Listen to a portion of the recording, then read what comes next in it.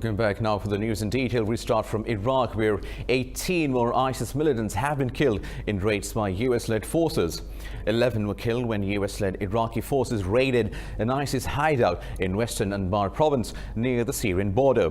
7 others died in airstrikes in northern Nineveh province. The raids were part of a recently launched counter-terrorism campaign by Iraq's government.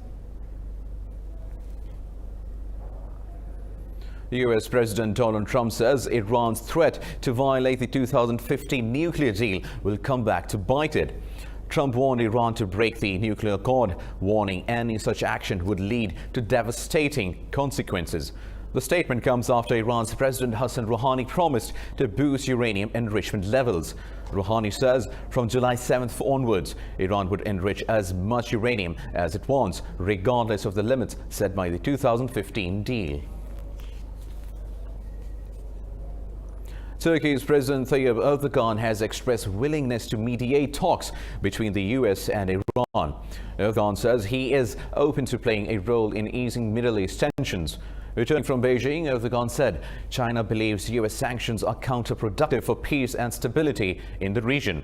He said Japan also opposes US sanctions on Iran. Erdogan criticized the lack of global enthusiasm to resolve the Iran-US crisis. North Korea has accused Washington of being hell-bent on hostile acts against it. Replying to US accusations, it reached a petroleum import cap. Pyongyang's UN delegation said the US is undermining peace in the Korean peninsula. They said Washington is obsessed with sanctions. This comes days after the two countries' leaders held a historic meeting at the disputed Korean border. Washington says US-China trade talks will resume next week. White House economic advisor Larry Kudlow says the negotiations will initially be held over the phone. Kudlow says face-to-face talks will follow soon. White House economic advisor Robert Lighthizer will represent US, while China's top negotiator will be Vice Premier Liu He. US Treasury Secretary Steve Mnuchin will also hold part in the talks. The two sides have been in contact since President Trump and President Xi met at the G20 summit last weekend. Talks between the world's two largest economies broke down in May after the US accused China of pulling back from its commitments.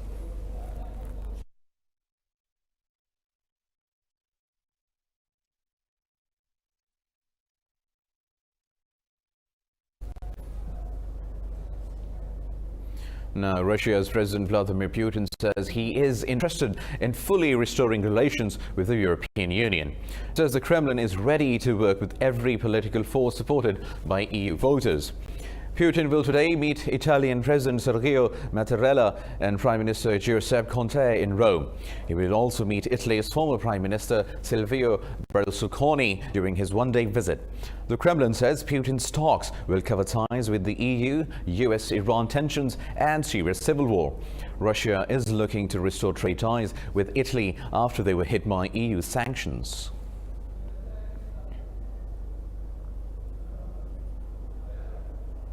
The UN Security Council has failed to condemn a deadly airstrike on a migrant center in Libya. The US refused to back a UK-drafted statement blaming Commander Khalifa Haftar's forces for the death of 44 migrants. A Haftar spokesman denied they carried out the airstrike, which also injured 130 people.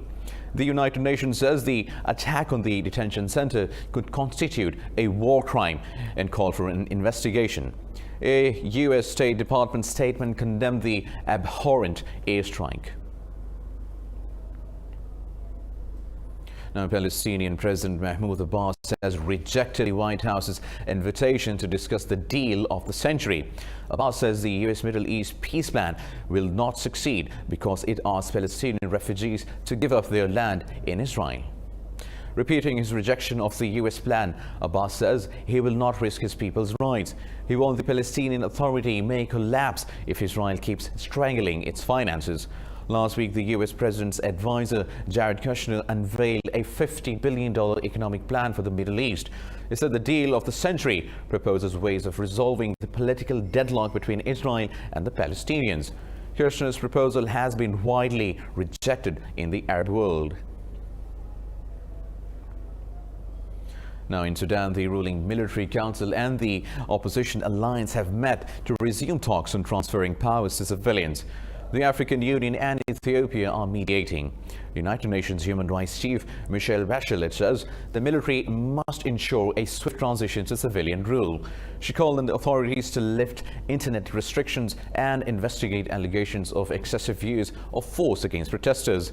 The head of the ruling council has pardoned 235 detained members of the Sudan Liberation Movement, a rebel group active in Western Darfur. Protesters and generals have been locked in a power struggle since the fall of longtime dictator Omar al-Bashir in April.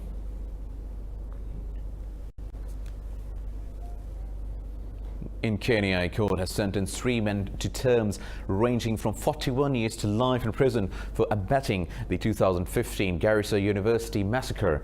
A Tanzanian and 2 Kenyans were found guilty last month of being members of the Somali-based Al-Shabaab group. 148 people were killed when 4 Al-Shabaab fighters stormed the students' residence hall in April 2015. It was the second bloodiest terror attack in Kenya's history after Al-Qaeda's bombing of the US Embassy in Nairobi that killed 213 people. Kenya has the death penalty but has not executed a prisoner since 1987. A volcano has erupted on the Italian island of Stromboli, killing 1 tourist. Residents and tourists were evacuated after 2 powerful explosions rocked the island. The eruption started fires on the western side of the small Mediterranean island north of Sicily. Before the explosions, lava spills were seen from around the crater. The discharge produced a 2-kilometer high plume of smoke. Holiday makers are said to have run into the sea after seeing ash rising from the volcano. Tourists often climb the summit of the 924-meter volcano to see the crater.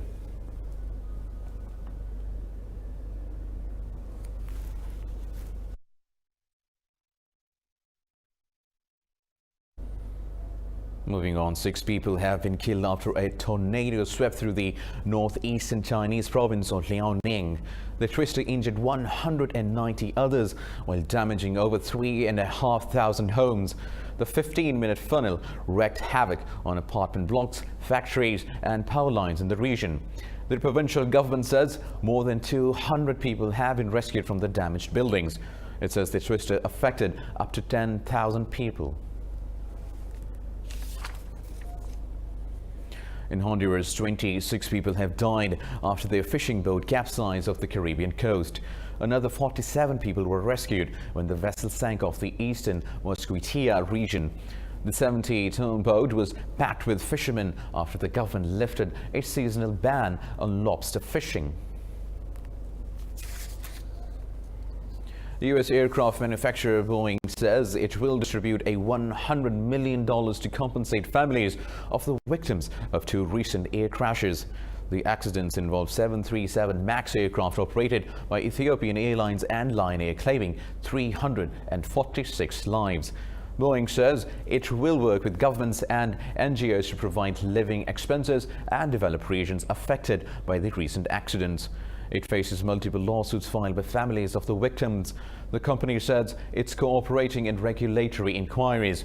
Boeing says it will also gather donations from employees for the families and communities affected by the accidents.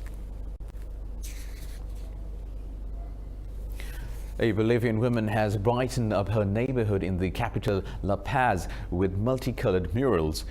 Tomasa Gutierrez, a local leader in Chuajuma, says she wants to bring joy to the area. Indigenous Bolivian women may have never went to school, but their leadership qualities can inspire many. One of them is 59-year-old Tomasa Gutierrez, a council president in Bolivia's Chuajuma area. After being elected, she secured funds and began to beautify the area's walls by using color and art.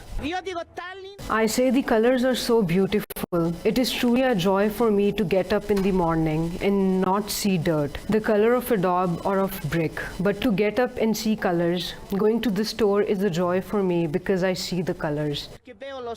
Tomasa Gutierrez managed to create the murals with the help of a local artist. The wall paintings symbolize ethnic Aymara culture and motivational phrases in both Aymara and Spanish. I started fixing things up when I was elected representative in the city of El Alto. I had to show my face to all the people that had supported me. That is how I started to bloom little by little. Now I like it. I'm not afraid now. I don't have to blush now. When I'm asked questions, now I know what to say. Maybe I get things wrong at times, but not like before. Tomasa takes pride both in her own efforts and in the fact that the project is led by women.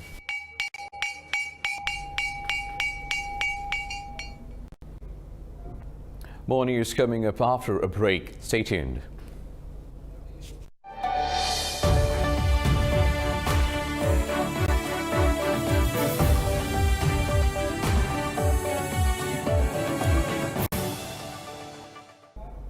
Welcome back. Now, the traditional annual Buddhist festival of Uru Kabgyat concluded in Ladakh in occupied Kashmir with masked dance performances at La Mayamuru Monastery. More in this report. The festival is an essential event for followers of Buddhism in the Himalayan desert of Leh. A large number of tourists and monks gathered to witness the event as monks performed masked dances. These dances are called chums, which are displayed in colorful traditional costumes to please the deities. The gods then keep the evil spirits and disasters away.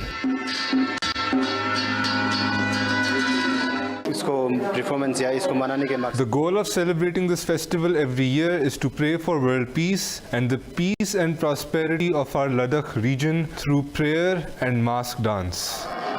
The festival is celebrated for 2 days and is dedicated to the Buddhist Lord of Death and Padmasambhava. He is believed to be the second incarnation of Lord Gautama Buddha, the founder of Buddhism. The event offers opportunities to get insights into the religion and understand the teachings of Buddha. This is so beautiful. This is representing Ladakhi culture, and this festival is a tribute to Ladima. We were here in the morning and are still sitting here till the sun is well up in the afternoon. It is very pleasant here. The monastery is very beautiful. Sacrificial offerings are made and some sacred rituals are also performed at the end of the event.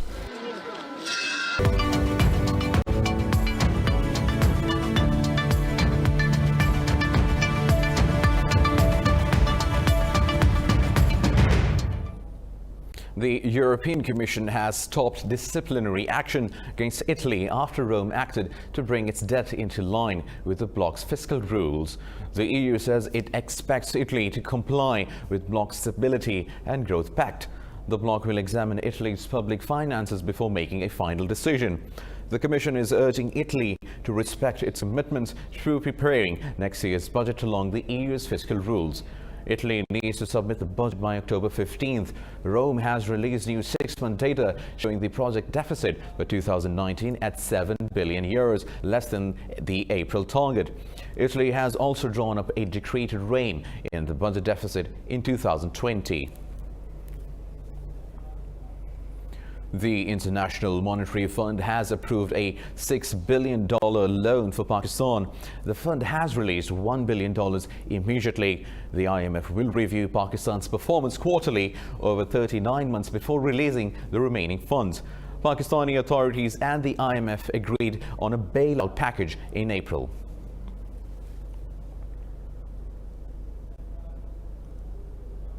Moving on, Asia-Pacific stock markets are trading water despite optimism U.S. interest rates could be cut later this month.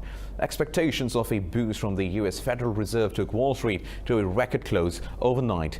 Japan's Nikkei 225 index was fractionally higher at the close of trading. Hong Kong's Hang Seng, South Korea's Kospi and Australia's ASX 200 also rose slightly. Shares in mainland China declined marginally. Oil prices were down about 1% in Asian trading.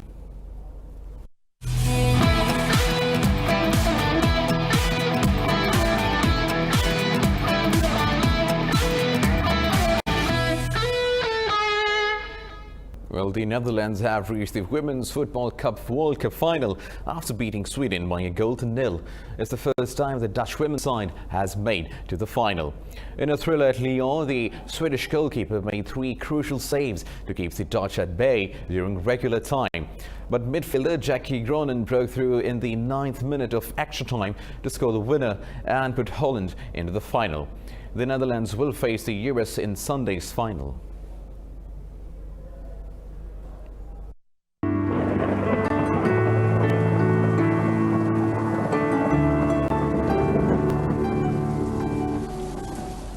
And now let's have a look at the weather around the globe.